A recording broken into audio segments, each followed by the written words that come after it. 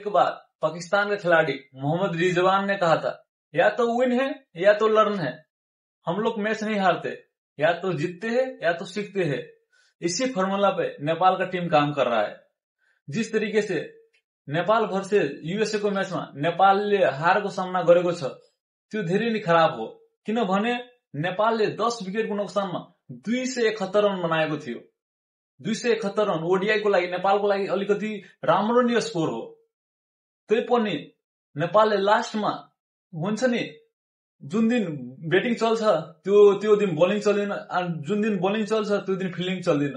USA लाई 18 बलमा 30 run चाहिएको थियो अनि हाम्रो सन्दीप लामेछाने बोलिङ गर्न आउनुभयो अनि जुन तरिकाको क्याच छोड्यो दिपेन सिंह एरीले, मलाई लाग्छ त्यही नै नेपालको टर्निङ पोइन्ट थियो। एउटा स्योर जितेको मैच नेपालले हारेको छ। एक बार पाकिस्तान के खिलाड़ी मोहम्मद रिजवान ने कहा था, या तो विन है या तो लर्न है। हम लोग मैच नहीं हारते, या तो जीतते हैं या तो सीखते हैं। इसी फॉर्मूला पे नेपाल का टीम काम कर रहा है। जिस तरीके से नेपाल भर्सेस युएसए को मैचमा नेपालले हारको सामना गरेको छ त्यो धेरै नै खराब हो, किनभने नेपालले 10 विकेटको नोक्सानमा 271 रन बनाएको थियो।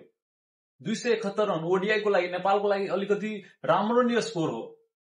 तैपनि नेपालले लास्टमा हुन्छ नि, जुन दिन ब्याटिङ चल्छ त्यो दिन बोलिङ चल्दैन, जुन दिन बोलिङ चल्छ त्यो दिन फिल्डिङ चल्दैन।